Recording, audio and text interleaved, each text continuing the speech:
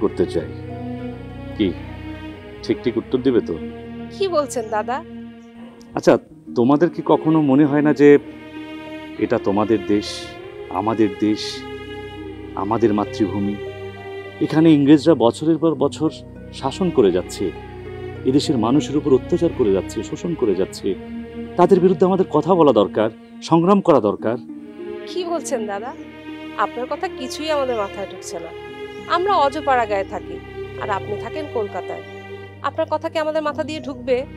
সাবিত্রী, বিষয়টি অজপাড়া গায়ের মধ্যে সীমাবদ্ধ নয়।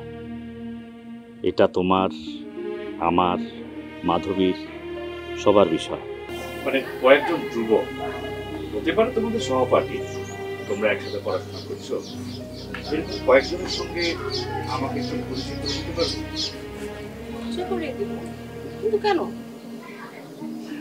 আগে আমার কাজটা করে দাও, উপকারটা করো, পরে না হয় তোমাদেরকে সব কিছু বলবো। কি মাধবী, পারবে না? ঠিক আছে দাদা। আমি দেখেই বুঝেছি। আর ঠিক আছে, তোমরা গল্প করো।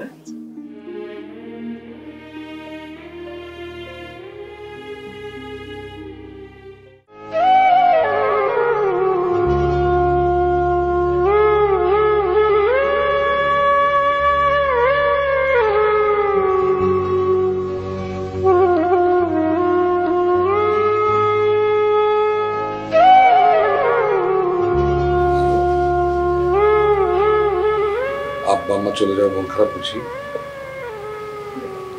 কতদিন পর আপা নতুন বাড়ি একটু কাছে পাইছিলাম, ওনারা চলে যাওয়াতে মনটা খুব খারাপ হয়েছে।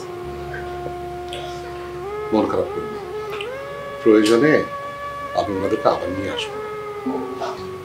শোনেন, আমাদের সন্তান যখন পৃথিবীতে আসবে তখন আমাদের দুইজনের কিছুদিনের জন্য একটু লতুর মার কাছে পাঠাবেন, একটু বাড়িতে থেকে আসবো। ঠিক আছে, পাঠান। জানেন, আমি না কালকে একটা স্বপ্ন দেখেছি। স্বপ্নে দেখলাম আমার কোল জুড়ে ফুটফুটে সুন্দর একটা পুত্র সন্তান খালি কাঁদতেছে আর কাঁদতেছে, কিছুতেই থামাতে পারছিল না। তারপর ভাবি আসলো, ভাবি এসে আমার কোল থেকে যখন সন্তানকে তার কোলে তুলে নিল, সাথে সাথে তার কান্না বন্ধ হয়ে গেল। কি সুন্দর না স্বপ্নটা? শোনো, তুমি এগুলো নিয়ে একদম চিন্তা করবে না। এখন একটু বিশ্রাম নাও। তোমার বিশ্রামের প্রয়োজন, ঠিক আছে? আর জামাটা পাল্টে আসছে।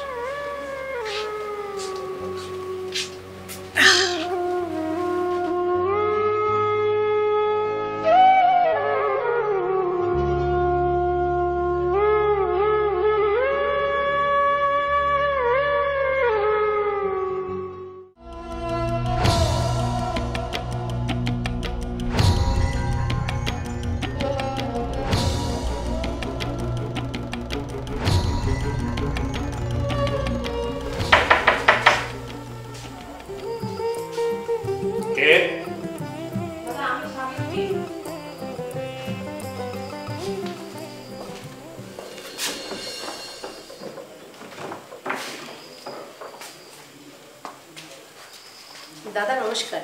নমস্কার। আসসালামু আলাইকুম। ওয়ালাইকুম আসসালাম। নমস্কার। নমস্কার। আসসালামু আলাইকুম। দাদা, আপনি বলেছিলেন আমাদের পরিচিত ভাই বন্ধুদের সাথে দেখা করিয়ে দেওয়ার জন্য। আমি ওদের নিয়ে এলাম। ও হলো রফিক, ও হলো বিমল, আমাদের সহপাঠী, আর হলো দাদা